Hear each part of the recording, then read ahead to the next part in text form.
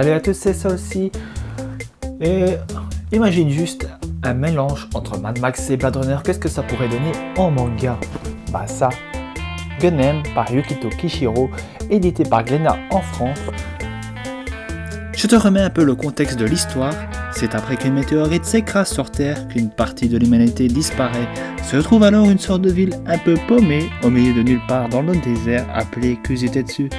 En fait, c'est à la fois un bidonville, à la fois la décharge de Zalem, une ville flottant juste au-dessus de Kuzutetsu et de ses habitants, pour qui c'est le rêve d'habiter là-haut. L'histoire commence avec Ido, un docteur en cybernétique, qui s'amuse à fouiller dans la décharge jusqu'à ce qu'il tombe nez à nez avec la tête d'un cyborg. C'est alors qu'il se décide de l'amener à son atelier et de la réparer. Il la remet en marche et c'est là qu'il se rend compte qu'en fait, elle a complètement perdu la mémoire. Ne se rappelle pas d'où elle vient, ni qui elle est. Pour Ido, c'est tellement évident qu'il l'appellera Gali. Ido part à la recherche des pièces manquantes pour remettre Gali sur pied et faire en sorte qu'elle a une vie normale dans un monde qui ne l'est pas vraiment. C'est lors d'une de ses escapades nocturnes que Gali découvre la seconde identité d'Ido, un Hunter Warriors.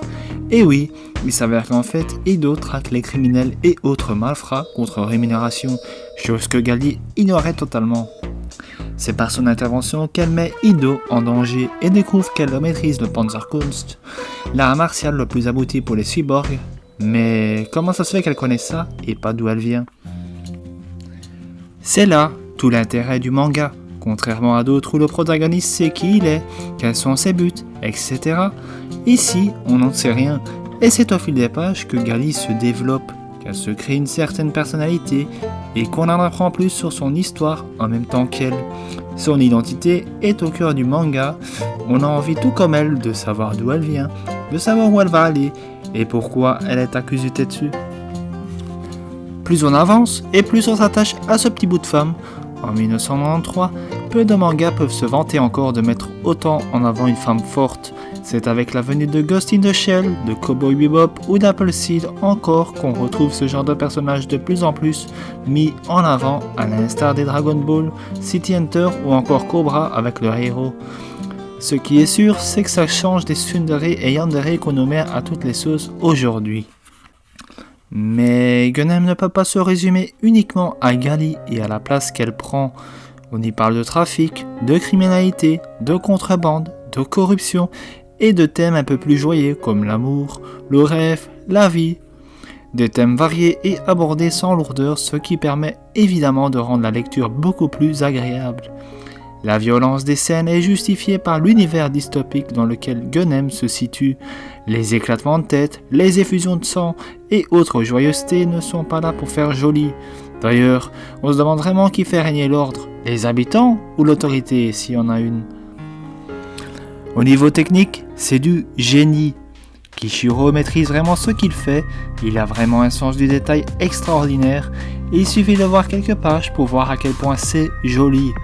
L'inspiration cyberpunk est clairement là, et en plus, le chara-design des personnages est vraiment génial. Chaque personnage a sa particularité, et Gali, avec sa bouche en cul de poule, ses grands yeux et sa coiffure en forme de bol, j'ai envie de dire, n'échappe pas à la règle. Je regrette que dans le film ça n'a pas pu être mieux retranscrit, mais bon. En bref, tu peux lire Gun-Em tête baissée, si tu ne connais pas, c'est un manga qui se termine en 9 tomes, mais crois-moi, tu vas vite le relire pour voir si les détails ne t'ont pas échappé. Et puis, c'est un monument important pour ta culture. Merci à tous d'avoir regardé ces vidéos jusqu'au bout, j'espère que tu l'as apprécié. C'était ma première review concernant un manga, et pour le coup j'avais envie de choisir Gun-Em, un manga qui m'a vraiment marqué. Pour moi c'est vraiment une petite pépite, et j'espère t'avoir donné envie de le découvrir. En tout cas, si l'envie te dit, tu peux toujours t'abonner à la chaîne, me soutenir en mettant un petit pouce bleu et en partageant la vidéo. Et sinon, tu peux aussi mettre un commentaire pour dire ce que tu en as pensé. Bref, bon, c'était ça aussi. Et moi, je te dis à la prochaine pour d'autres vidéos.